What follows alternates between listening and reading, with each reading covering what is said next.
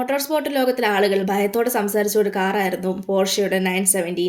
1970-കളിൽ തങ്ങൾക്ക് റേസ് ട്രാക്കിൽ പോർഷെ 970 ആണ് കിട്ടുന്നത് എങ്കിൽ ഡ്രൈവർമാർക്ക് പോലും അത് ഓടിക്കാൻ പേടിയായിരുന്നു. കാരണം ഈ കാറ് ലേറ്റർ വേർഷനിൽ 1100+ ഹോഴ്സ് പവർ പ്രൊഡ്യൂസ് ചെയ്തിരുന്നു. ഇതിന്റെ തന്നെ ആദ്യത്തെ മോഡലുകൾക്കൊക്കെ 4.5 ലിറ്റർ ഫ്ലാറ്റ് 12 എഞ്ചിനും 600-ലധികം ഹോഴ്സ് പവറും ഉണ്ടായിരുന്നു. പിന്നീടാണ് 1100+ ഹോഴ്സ് പവർ വരെ എത്തിയത്. ഈ കാറ് അത്രത്തോളം ശക്തിയുള്ളതായതുകൊണ്ട് തന്നെ പവർ കൺട്രോൾ ചെയ്യാൻ ഇതിന്റെ തന്നെ ഡ്രൈവർമാർക്ക് പോലും ബുദ്ധിമുട്ടുണ്ടായിരുന്നു. ഹൈ സ്പീഡിൽ പോകുമ്പോൾ കാർ വളരെ അൺസ്റ്റേബിൾ ആയിരുന്നു. സ്ട്രെയിറ്റ് ആയിട്ടുള്ള റോഡുകളിൽ പോലും കാർ കൺട്രോൾ വിട്ടുപോകും. പലപ്പോഴും ടെസ്റ്റിംഗ് സമയത്ത് വരെ ആക്സിഡന്റ്സ് ഉണ്ടായി. പക്ഷെ പിന്നീട് പോർഷെ 917 ഡിസൈൻ വളരെ സ്ലോലി ആണെങ്കിലും ഇംപ്രൂവ് ചെയ്തു. എഞ്ചിനീയേഴ്സ് കാറിന്റെ എയറോഡൈനാമിക് മാറ്റി കൂടുതൽ സ്റ്റെബിലിറ്റി കിട്ടാൻ ചേഞ്ച് കൊണ്ടുവന്നു. അതിന്റെ ഫലം 1970-ൽ കണ്ടു.